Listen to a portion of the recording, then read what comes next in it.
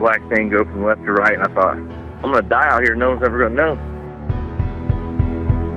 I couldn't believe what my eyeballs were showing me. I'll never forget how evil the eyes were. It was horrible. I mean, I've never seen nothing that evil. It ran towards me at a rate that I can't even explain.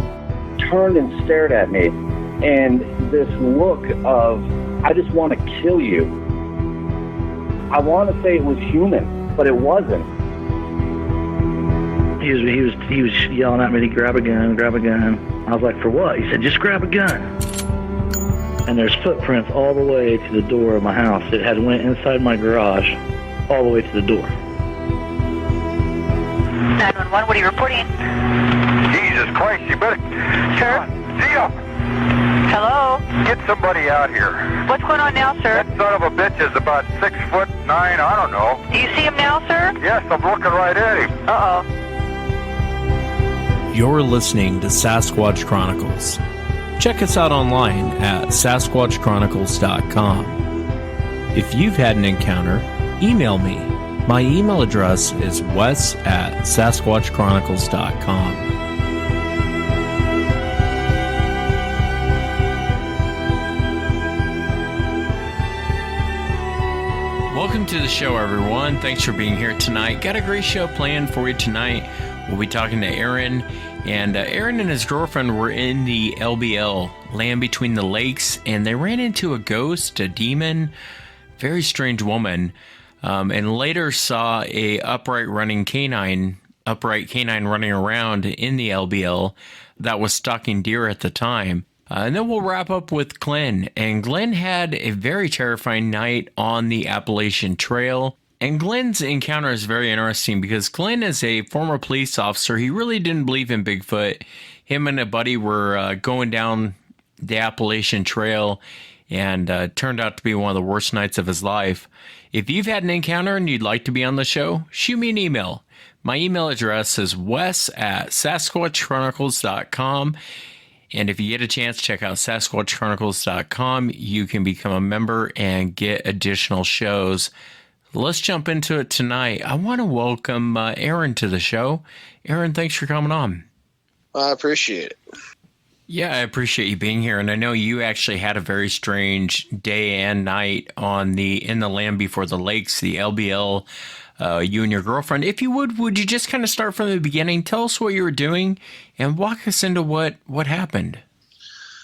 Okay, so what actually took me and my girlfriend out to LBL was we listened to my dad talk so much about wood boogers and all that. And I mean, my 10 years in the Army, I've got friends that just have all these stories, and I've actually got a few friends that stay completely out of LBL. They did time at Fort Campbell, and pretty much have told me that they would never go back there to save their life.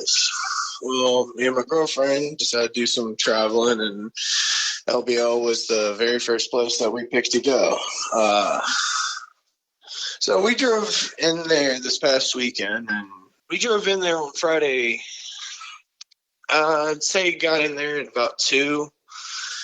And we were driving around just looking for places to drive in at night and other places to go, places to visit. And we took one of the, I don't know what kind of, like it was a gravel road. And it led back to a couple of cemeteries, the Newby Cemetery and the Gray Isaac Cemetery, or Isaac Gray Cemetery is the main points that we were at. But there's literally nothing around them. I think it's like 5 miles to the closest picnic area / campground. It's a hike.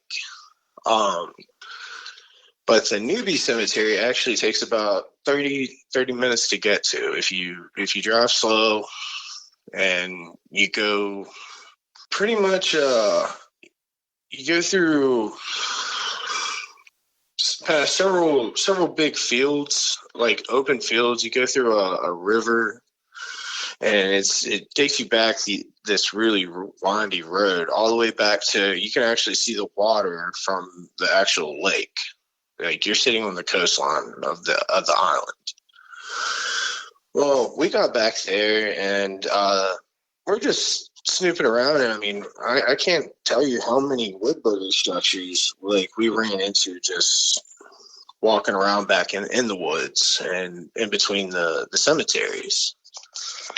Well, we're heading back for the evening, and we stop at the Isaac Gray Cemetery, which is the first cemetery you actually drive into on this road. And it's probably about 10 minutes in, but we pull up and we're walking around, and my girlfriend takes notice of a wood booger structure, and she walks down the hill towards it. Well, I'm reading some tombstones from across the fence, because this place is fenced in. It's sitting on top of the hill, and at the very bottom of the hill, there's these massive fields, but they're separated literally by a river. So, I mean, or creek or whatever you want to call it. But these fields are probably, you probably fit 5 football fields in each side of them. So, I mean, they're massive. Well, I heard my girlfriend say hi, and I turned around, and out of nowhere, this lady, she had black hair, very pale skin, and the clothes that she was wearing, me and my girlfriend literally seen, it's like we saw 2 different people. I do not remember seeing shoes on this lady. For the life of me, I don't remember shoes on her, having shoes on at all. And she looked like she was in sweatsuit attire, essentially, windbreaker pants, and a sweatshirt. But my girlfriend, she remembers seeing her as in shorts and a t-shirt, and was as she walks really close to my girlfriend said she got really cold. But the big thing is, the lady never actually spoke to my girlfriend. My girlfriend had said hi, and she walked right past her and kept her head down. My girlfriend said she never saw her face, but when I said hi, and I'm probably about 15 feet from my girlfriend, she looks up at me and she smiles. And it's really looking back that the most vivid thing I can remember about this lady is the fact that her eyes were black. I mean, it's mentally exhausting to really wrap my head around it, but this lady was 5 miles from either direction, from anywhere. She had no hiking stuff. She had no water. She had literally nothing with her but the clothes on her back, in the middle of nowhere. And then she walks in, I watched her walk down this hill into this field and disappear. Me and my girlfriend got in her car, drove out the entrance to the Isaac Gray graveyard, and literally watched her walk into these massive fields. And we even drove past the river to make sure she didn't cross into the other one, but she completely disappeared. So, I mean, the fact that was the very first thing we encountered upon going in there, and it just blew my mind that something like that would be even there. I mean, wood boogers is one thing. Witches and whatever else is a completely different story. So she had no whites to her eyes. It was all just black. Yeah, I want so bad to paint the whites in her eyes in my mind. I honestly, I want so bad to do that, but for the life of me, I can't do it. She had just this wicked smile, and I cannot. In the image that got burned into my mind, I cannot see whites. in the eyes. I mean, it's crazy. And tell me what happened when you guys left, because this wasn't just the only weird thing that happened to you guys when you were there. Well, we left, like I said, we left for the rest of the evening, and we came in, I want to say again, probably around 10:30 to the actual island, and we drove around and literally explored as much as we could, and really didn't expect to see anything else, although we were really creeped out by what we had seen earlier, and honestly didn't really want to see anything. It was that kind of like to creep us out like that again. But we literally drove past, I want to say it was probably mile marker 26, and we're heading towards, I guess it would be the Buffalo Plains. I guess that's the direction we were heading towards.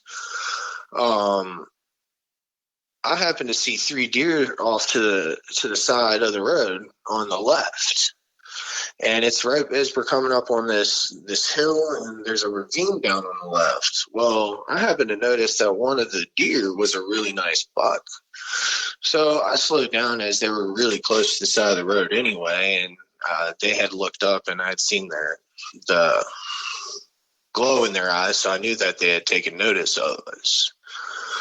Well, we hadn't driven far enough yet to really make out what the fourth shape that was probably about 20 feet from them, or like going up, I would say it was probably 5 feet up the hill that they were standing about 20 feet from.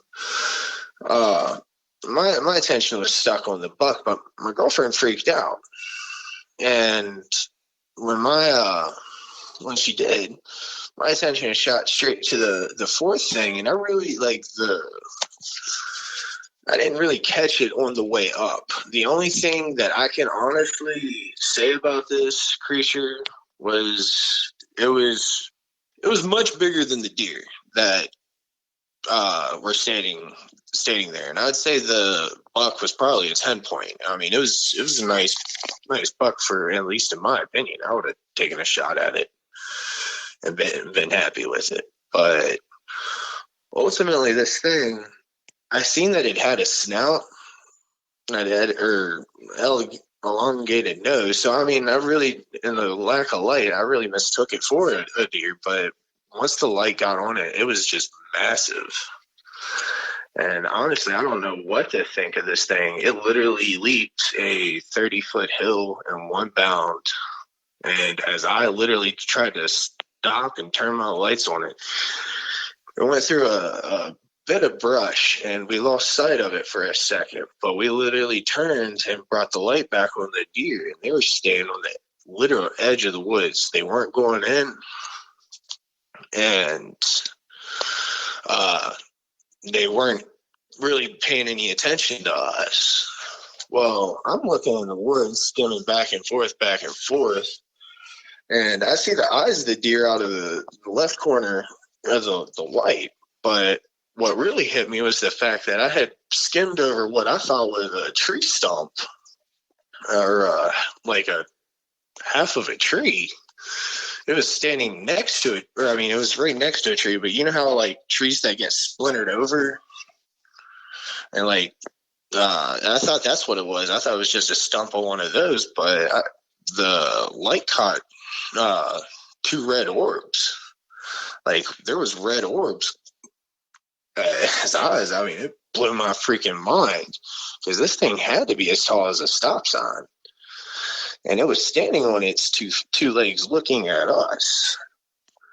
Well, my girlfriend, she said the deer started going into the woods. And as this thing did, I watched this thing literally turn its back on us and walk back into the woods. Like, I don't... some things you think are myths, want to take as that, and this is one of those things that I had hoped wasn't real. Like, I'm fine with wood boogers or something being out there, but I feel like there really is something more than just Sasquatch and all that. Yeah, and so when you described the two orbs, you're talking about the eyes. They were two red eyes. Yeah. I mean, I completely mistook them. Like, I wasn't expecting to, like, you see where the level of the deer eyes was. So I'm kind of like grazing the ground for something to be on that level, because when this thing leaped up the hill, it was on 4. It didn't just run up the hill like on 2 legs or anything like that. No, I mean, it was just one powerful bound, and it was up to the top of the hill and in the woods. So here I am looking pretty much on the same level as the deer for eyes. So I didn't even think to look above. But when the light hit, I mean, sure enough, there's 2 like orangish, like deep orangish red, burnt orangish red eyes just staring back at us, far enough into the shadow to take away from, like, I mean, you could tell that it was a light gray, whitish creature. I mean, you could see the ears as they perked up. I mean, it had to me, it looked like it had what kind of dog is that? It's not a shepherd. I might be thinking of the Belgian Malinois. Like, it had, like, it didn't look like it had a whole bunch of shaggy hair on its face to me, but the body itself looked really shaggy. But the shoulders, it was probably the breadth or broad shoulder, like maybe 3 deer, 2-3 deer, in size like that, and it just stood really tall. I mean, right next to a tree. I still don't know what to make of it. Yeah, it doesn't sound like a Bigfoot. It sounds more like a dog man. Kind of what you're describing is a canine, and correct me if I'm wrong. Yeah, and I mean, my dad told me to get in contact with you. Yeah, I mean, he listens to the show all the time, and I mean, I've listened to the show throughout the years. I mean, I've really enjoyed the show. And I know you don't really have much on the way of a dog man, but that was not something I expected to actually find in there. And the fact that, like, you go in there and finding wood booger structures is literally left and right on either side of the road. I mean, it's not hard to do in there. And the fact that something else in there can live right along with those creatures. Yeah, I get a lot of dogman reports out of there. I definitely get a lot of reports out of there. You describe these structures. Describe them to me and for the audience. When you say wood booger structure, what does that mean? Oh, so, I mean, it's just the taking of random trees. Like, you'll find a 30-foot tree that's been broken off at the bottom and just planted or leaned up against other trees. My girlfriend took a great picture of, I'm sure it's probably about 15, 20 foot long, but it's stuck up in about 40 feet up in the top of a tree, just stuck snugly pointing in, I can't tell you the direction at the time. She told me it was pointing north, but I didn't actually follow up with her on that. But I mean, kind of like that teepee structure. Yeah. So I mean, it's like, how on earth do you get a 150, 200 pound log to stick perfectly up in a tree like that when there's no broken trees around there beside it to do that? I mean, it's laying perfectly horizontal. Do you think the woman you ran into, do you think she was a human being, or do you think it was a demon or a spirit or something to that effect? I mean, the fact that we're in around graveyards, and there was probably 4 or 5 graveyards back there. I remember seeing the Newbie, the Higgins, or something like that. Isaac Gray. I mean, it's just so many graveyards back there, and I don't know enough lore about that area to sit here and say it was a witch or this or that. I would probably say it was something demonic. I mean, there's some kind of weird feel, especially in there in the around the graveyards. We noticed that. I mean, you had stones from that have no markings all the way. I think someone had actually recently been buried back there within the last year or so. But I mean, still, it's a weird place. It's got a weird feel to it. I've lived in the mountains of Virginia my entire life. Been 47 states, and that place, actually going into it, you really feel there's something about it. I don't know what that woman was. I would hesitate. Like, I don't want to call her a demon or a witch, but the fact that she was so far from any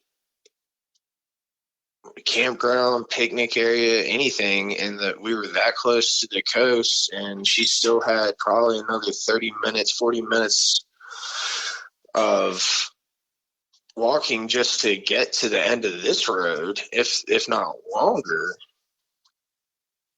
let alone a campground or a picnic area. I have no idea what to say. Ghost. She looked like she was in modern clothes, though. I've never really heard ghost stories where they change clothes or they appear differently to different people. Because what my girlfriend saw said she had long hair. I saw the girl with short hair. So whatever we saw was able to appear differently to two different people. Yeah, no, I get it. Plus the black eyes, man. You know, that's usually. Did she appear physical though? I mean, obviously, if you said hi to her, your girlfriend said hi to her. To be honest, this is the mind blower. She walked within an arm length of my girlfriend. She kept her head bowed to her. My girlfriend said she never once saw her face. I don't remember this girl ever making a noise. I didn't hear a leaf when she would walk. I mean, she walked down a mountain quieter than anything I could have ever imagined doing. I don't know how to explain it. My girlfriend said the biggest thing that she recalls is the fact that it was super cold.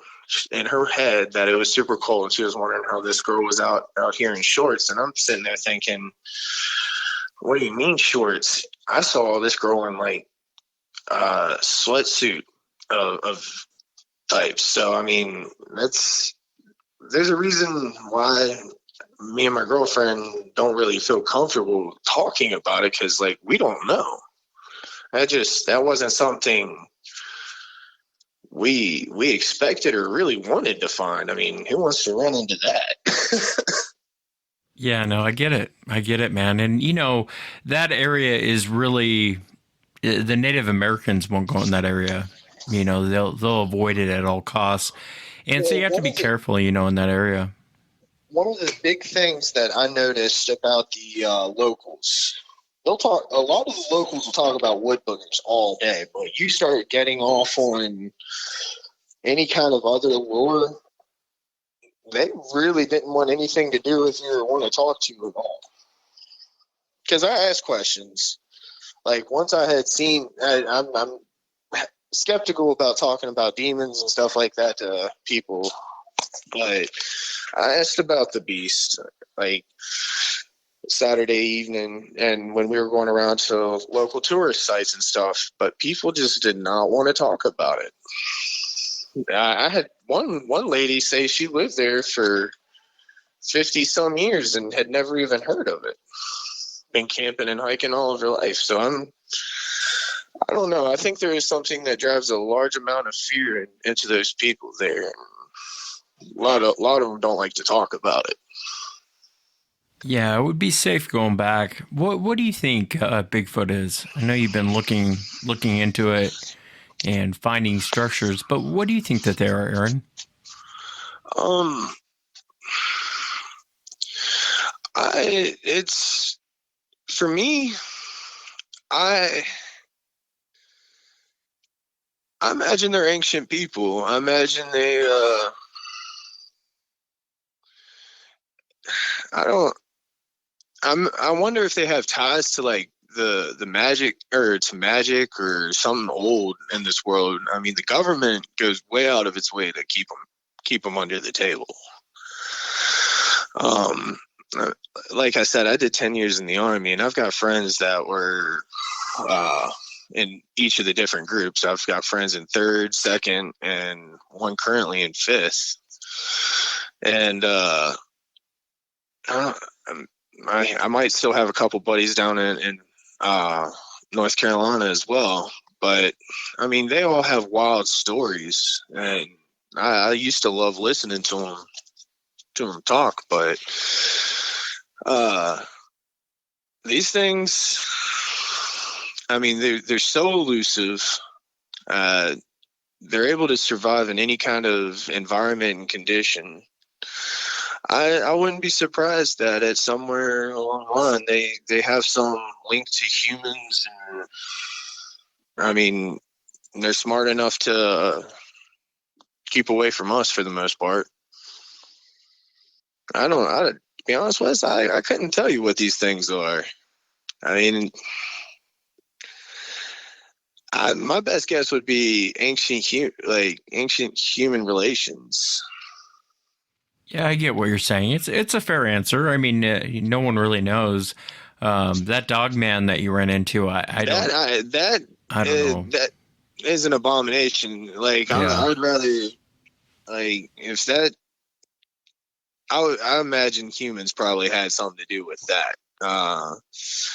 I've read a lot of books about from Russia and Germany, a lot of the tests they used to do, and I wonder if they were ever successful in any of those tests. I mean, I've read about a rather nasty test where Russia left several people in a chamber without sleep and food for a long period of time. People, it was a rather nasty scenario. So I don't put it past man to be far advanced in technology and be able to do something like that. However, Bigfoot's old.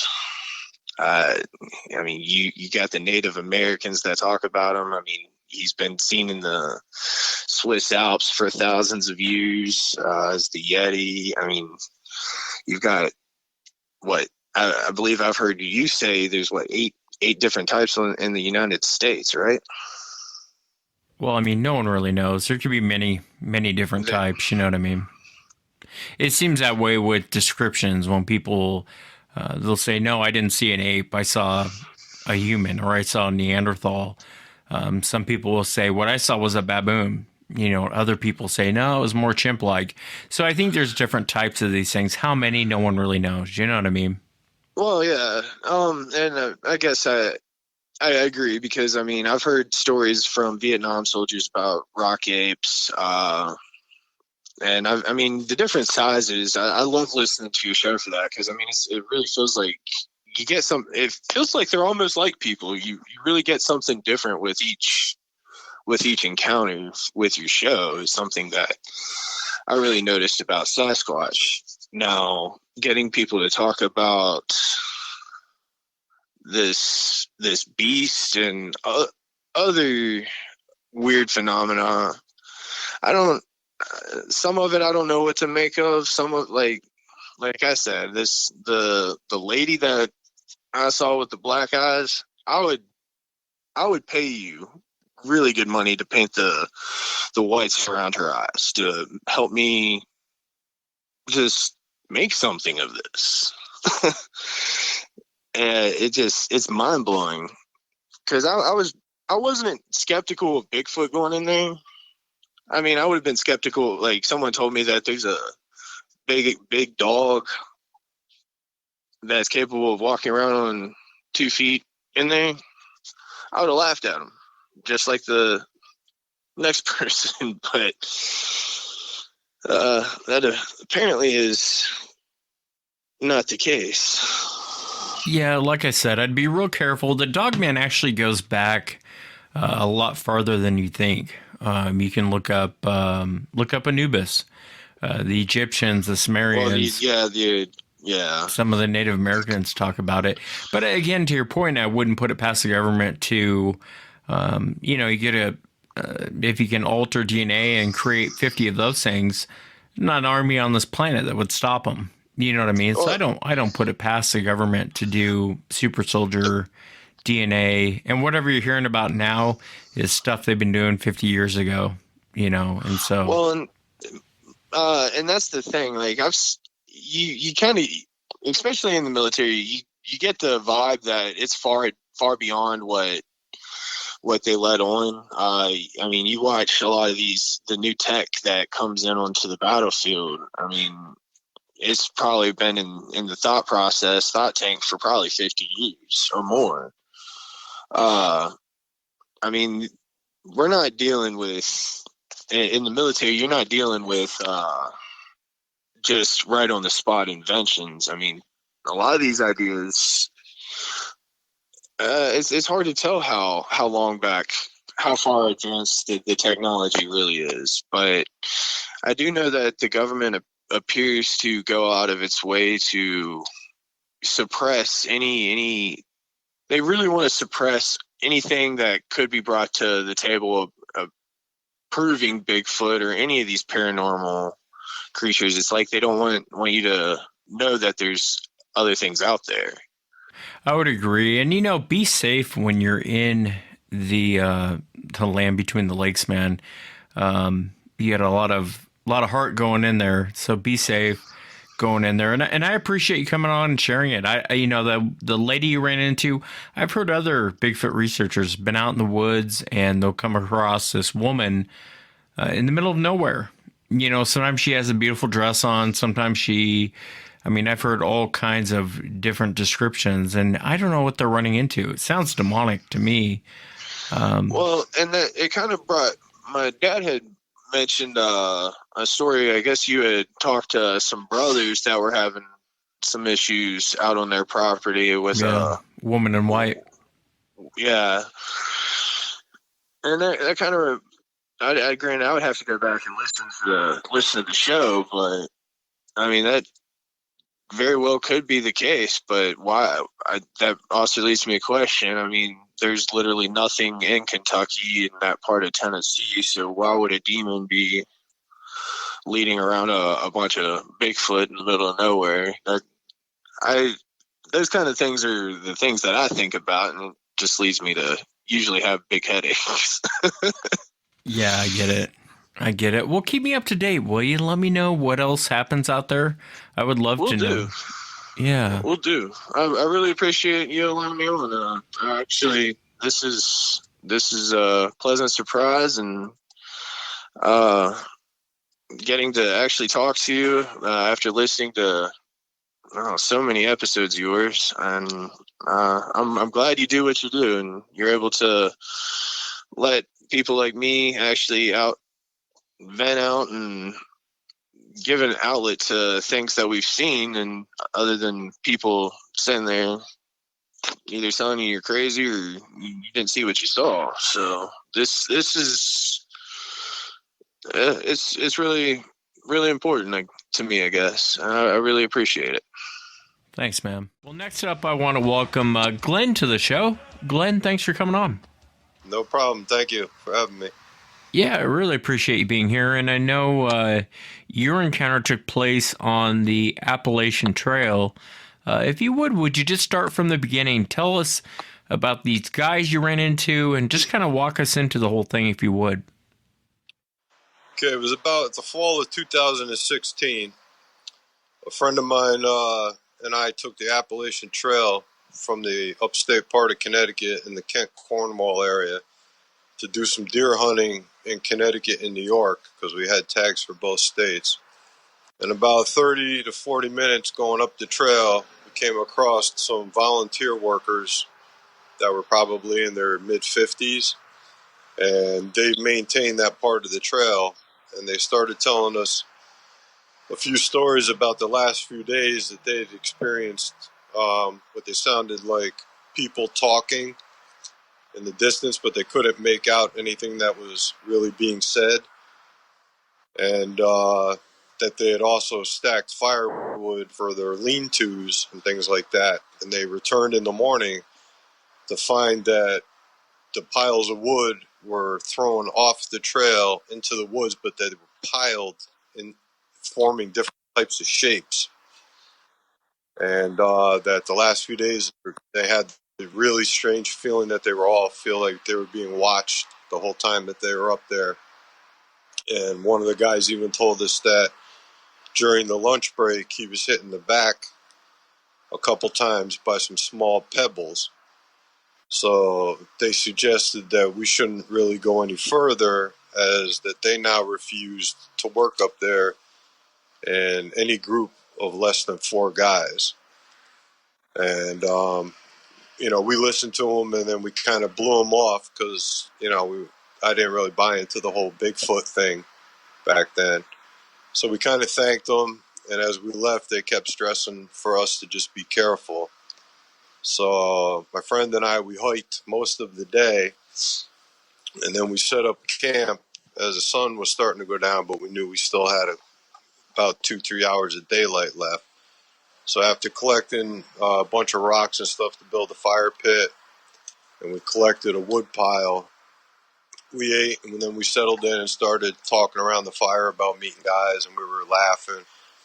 And a little while later, after dark, a friend of mine looked up this little hill that was behind us, and he said, he asked me, he's like, "Hey, what are those lights? You see those over there?"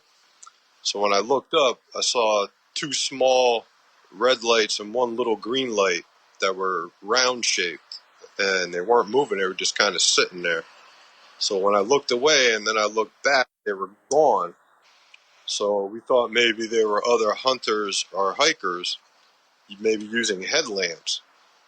So about 10 minutes later, we heard a whistle coming up the trail, and then another whistle coming down the trail. And it was kind of going back and forth. So we whistled out to kind of let them know where we were, thinking that maybe 2 people got separated and they were lost and they were trying to find each other. And this way they could kind of meet up at our camp, which was in the middle.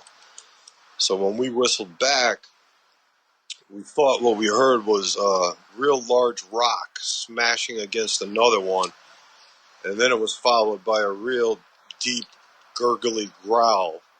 Like it sounded like if you had a really bad, wheezy chest cold. So, and then it kind of everything went quiet. So we went to bed, and about an hour or so later, we heard something that sounded like someone was walking around our campsite. But when we looked out the tent, it was just out of sight of the light that the fire was letting off. So when we shouted, "Who's out there? We have guns," we heard something run away, and then about 20 minutes later, we heard an ear-piercing scream that my friend started getting a little nervous about, so I told him that, it was most likely a fisher cat, which is kind of like a weasel type animal that makes really loud screams. But I knew in the back of my head that it wasn't, from all the years of hunting at night and everything, and I've heard tons of fisher cats. I knew it wasn't a fisher cat, but, I didn't really want him to freak out that much. So then we went to bed a little while later, and again we heard something shuffling around our camp. So we came out and we took our flashlights out and started beaming the whole area, and we thought we saw what sounded like something small. Maybe, I don't know, looked, it was from a distance, so maybe 4.5, 5 feet tall. I'd probably have to estimate it. Go behind a tree in some evergreens. So as we started walking towards it, we heard it run away, and then as we were walking back towards our camp, all of a sudden this log that was about maybe 2.5, 3 foot long came flying into our campsite, just missed hitting us and smashed right into the side of our fire pit, sending everything flying. So we got, we didn't really know what was coming up with that. So then it's probably like another 5 or 6 minutes later, we started hearing footsteps coming from the left and the right at the same time. And, at that point we started getting nervous again, because we didn't know what was going on. And now it's probably the sun was just starting to come up. It was about an hour before sunrise. And, so, my buddy, he was getting really nervous. So, once again, he screamed out, look, we're hunters. We have guns. You better tell us who you are. And, we heard the footsteps stop. So he took one of the shotgun rounds and he fired the shotgun round up into the air. And all of a sudden we heard a bunch of crashing and breaking through the woods as these things started running away, and they were snapping trees. It sounded like a bulldozer was going through these woods, and a lot of it was real thick. You couldn't even walk through it. It was all kinds of briar patches and real thick evergreens, and it would have really gotten you tied up if you tried to walk through it with all the wild vines and everything.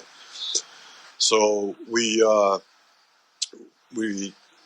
packed up and we left the camp, and we went out and tried to find some deer or something. And when we came back, our entire campsite was ripped apart, and our tent was actually dangling probably about 5-6 feet off the ground, wrapped up in all these trees and everything was just thrown apart.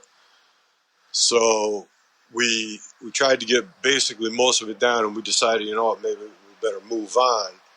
So as we started moving down the trail, we got maybe about 3-4 miles, and the whole time it sounded like something was pacing us in the woods. But every time we stopped to listen, it stopped.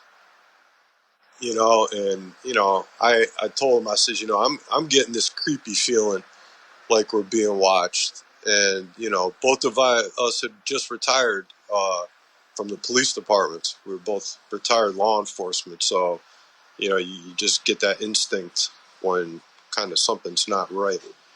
And so we finished walking down the trail, and we were debating, we were gonna set camp back up that night again, and we rebuilt a fire pit, and we went to go get firewood. And then when we came back, all the rocks in the fire pit were just thrown all over the place, and our camping stove was actually snapped in two and thrown in 2 different directions.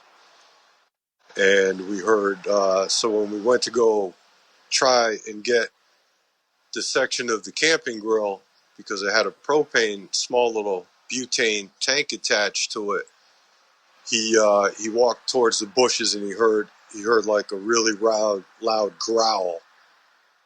And then he heard some rustling in the bush, so he just backed right off, and we decided to just go back the way we came. And we got down towards a stream that we had crossed a few hours earlier. And as we were trying to cross the stream, we had a bunch of rocks just come arching up out of the air and just smashing right in front of us into the stream. And pretty much at that point, we knew it was time to just get out of there. So basically, we had to abandon everything we brought in with us except our firearms. And we just basically, kind of did a heavy pace, and we just can't, we just hiked throughout the night and right back into the next morning until we got back down to the parking spot. And we had happened to run into the guys in the parking lot as we were pulling out. They were pulling in, and, we had told them what was going on. And then that's when they had told us that the day after that they had originally met with us, they had some other strange encounters happening with them, and they decided to suspend doing any more work on that part of the Appalachian Trail for the rest of the year. That's terrifying, especially since, you didn't believe in Bigfoot. What did you think was going on? At what point did you go, this might be Bigfoot? I think when the log got thrown, I mean, this was a heavy log. This log was at least an easy 60 pounds. It took both of us to pick up the end to move it, just to move it out of the way. And then, some of the boulders that were getting thrown at us, in the stream, they were bigger than basketballs, and they were getting arched up and over our heads, and then landing about 10, 15 feet in front of us. And there's just no way that somebody could pick up a rock and throw it that high up into the air to land 10 feet, 15 feet in front of us with us not seeing anything behind us. Do you think the atmosphere changed when he fired the shotgun, or do you think this probably would have happened anyway? I think, looking back, I think once he fired that shotgun, I think that's when things really started. I don't know if you want to say getting amped up or getting out of control, but I think that was probably one of the worst mistakes we made, was by firing that shotgun. Doesn't it throw you off, though? Most wildlife, you fire off a shotgun like that, the biggest predators on the planet will quickly leave the area, but these things don't, and it's bizarre. Don't you find that behavior bizarre? I found it very bizarre because, I've grown up hunting all my life, and I've gone up to Maine, and I've hunted bear and all that, and I know that the bears, on the East Coast, I don't know if they're like that on the West Coast where you are, but the minute a bear even gets a whiff of you here, I mean, they're gone. They take off in the other direction as fast as they can. And it just seemed like, the whistling and all the other noise we were making and everything else, whatever it was not leaving. If anything, it was standing its ground and trying to get us to leave.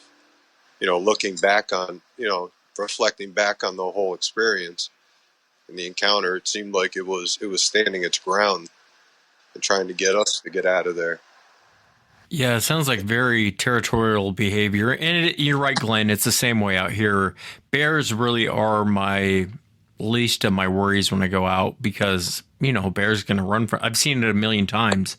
They'll run from you. And you're right. The minute they get a whiff of you or hear you or, they're gone.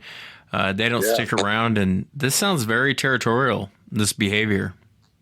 Yeah. I mean, it's something that it's definitely changed me as far as I would never, I've given up hunting. I've given up hunting. I've given up going into the woods, period. I won't even go there during the daytime now. Yeah, one part that would have made me nervous is coming back. I mean, beyond everything else, is coming back and seeing your camp torn apart. It's almost like it was a message. Yeah, I mean, we thought, like I said, if I would have chalked it up to maybe some kids or other hunters, but I mean, we were in such remote woods, and the fact that we had fired the shotgun off that night before, anybody in their right mind's not going to come in a camp with guys that they know that have firearms. Yeah, and I'm curious. Did the park rangers did they tell you anything, or was it more or less like, yeah, this is weird? They were just they told us the things that were happening to them, and they kind of told us, you may want to think twice about taking a hike up here, and they obviously they couldn't tell us we weren't able to, but in a way, the way they were talking to us, and they offered us coffee, and like looking back on it, I think they were trying to subtly give us a message to kind of just turn around and go home type of thing. Especially when they said that they refused to work with a crew of less than 4 guys, when they used to go up there by themselves or with just 2 guys to help clear the trail. So yeah, it sounds like they were trying to convince you guys not to go. Have you ever thought about going back? No, I'll never go back there. Never. No, never ever. You know, and it's like now that we didn't piece it together, but now that everything that happened, you piece it together, and I think that they were trying to warn us not to continue down that trail. Yeah, it reminds me of the Teddy Roosevelt story. Did you ever read that one? No, I don't believe so. I'll have to send it to you. It's very similar. These guys are being harassed and harassed and harassed. It's in President Roosevelt's book. And then one of them took a shot at this thing, and the next day everything was torn up. I think one of the guys got killed. If you get a chance, check it out. Yeah, no, it sounds interesting. I definitely will. Thankfully, you know, we never separated from each other. So I'm wondering if that kind of saved us in a way, now that you're telling me about Teddy Roosevelt's story. Yeah, it could have been. It could have been. That was their problem, is they actually separated. I wanted to ask you, what do you think Sasquatch is, Glenn? What's your honest opinion? From everything now that I've heard, listening to your podcasts, and you know, with what we went through, I think that it's definitely a flesh and blood creature. It's definite. I would definitely put it between a gorilla and a human, and somewhere it skipped a spot and just stayed where it was in the evolutionary process. Because, you know, I mean, at one point, you know, I mean, it has hands. I mean, you would need hands to throw a log that was easily 35, 40 yards away from us, and with such accuracy. And, you know, it was definitely bipedal, what we heard. You know, being, like I said, being, you know, retired law enforcement, we've obviously had to chase people and everything else. So we definitely know what bipedal sounds like going through the woods. This was definitely bipedal that was walking around the campground the entire night and everything. So I definitely think it has very high intelligence. Yeah, no doubt. And it is unnerving. I had a log thrown at my head in Texas, and it is unnerving because you're not really expecting it. And you know the sound it makes. You know that boom, boom, boom, boom, boom through the air. You know it's coming. Yeah. And luckily there was a tree in between me and the log. Otherwise it would have taken my head off. And much like your situation, Glenn, I went out there to pick up the log the next day, and I could barely pick it up, let alone throw it as far as I know it was thrown. Just wasn't going to happen. But it's unnerving when that happens. You know, you just want to start shooting when that happens. Oh, absolutely. Absolutely. And the lights were the strangest thing. We still haven't figured out what those were. Yeah, I wanted to ask you about that. Was it balls of light? Is that what you saw? Yeah, they were round.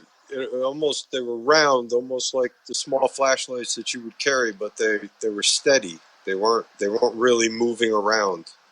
They were steady. There were 2 red ones, and then, you know, like I said, a green one off to the side, and then they were there. And then when I looked away, and then I looked right back away. They were gone again.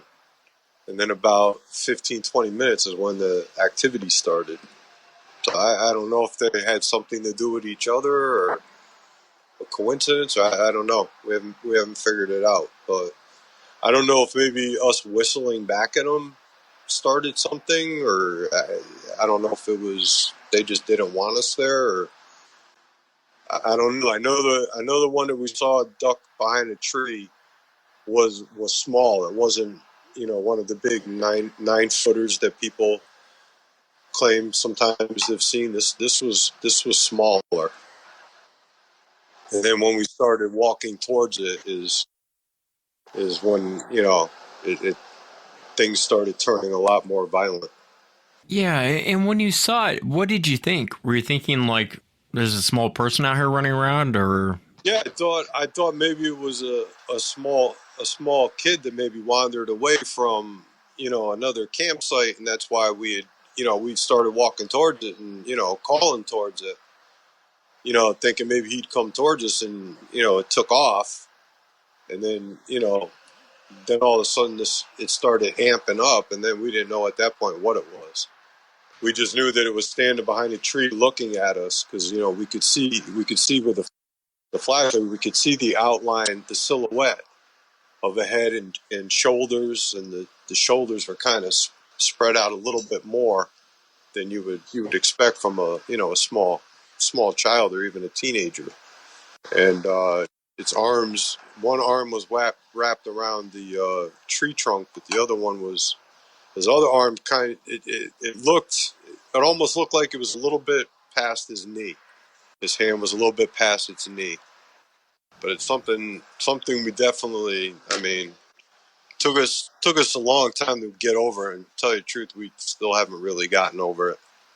Yeah, I would imagine you will for a long time. That's fascinating. That happened in 2016, you said? Yeah. 2016, wow. Yep. Yeah, it was right. It was in the fall of 2016. Yeah, terrifying night, man. Terrifying night. Especially you start to really feel like a trapped animal when these things are around.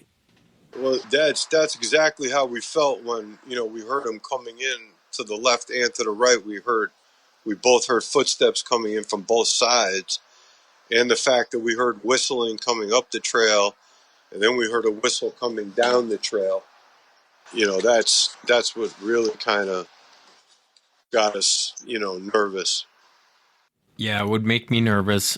I just, you find the one thing about there's many things about your encounter, but the one thing is, the fact that you come back and your campsite's torn apart for no rhyme or reason, more or less just as a way to say F you. Did you smell anything during this encounter? It's funny you said that. I forgot to point that out to you. Is we did at one point we smelled something that it smelled almost like a skunk urine smell to it. And when we got back to our campsite and found it torn up, it was just, we could smell it from probably 50, 75 yards away walking up towards our camp, and it just got more and more overpowering to the point that we were almost feeling nauseous trying to gather our stuff.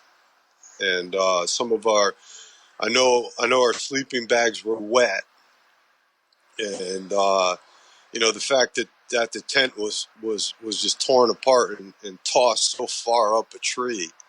I don't even know how 2 or 3 guys could get that whole tent and the fiberglass tent poles all snapped in half, all that far up into a tree. It would. Yeah, you'd need a ladder to try and get it that far up, wedged into the branches of that tree. And the fact that if anybody knows anything about the propane camping stoves, they're pretty sturdy. They're made of steel. Yeah, you're not going to snap it in half. No, and this thing was completely snapped right in half. It didn't even have any, marks on the side where like somebody, put it against a rock and hammered it. There wasn't big indentations in the side. It's like, you just picked up and snapped a match. It was snapped right in the center. Wow, what a terrifying account, man. That really is. It'll definitely stick with you for a while. Oh, it's stuck with me, all this time. We haven't been back out in the woods since. Well, I really appreciate you coming on and sharing it. I know we chatted on Facebook, and I'm so glad to have you come on and talk about it. No, actually, it makes me, to tell you the truth, Wes, it makes me feel a little bit better actually talking to you and, having somebody actually understand what I'm talking about and not, being ridiculed about it. Yeah, absolutely. Thanks again, brother. No, thank you. I appreciate it.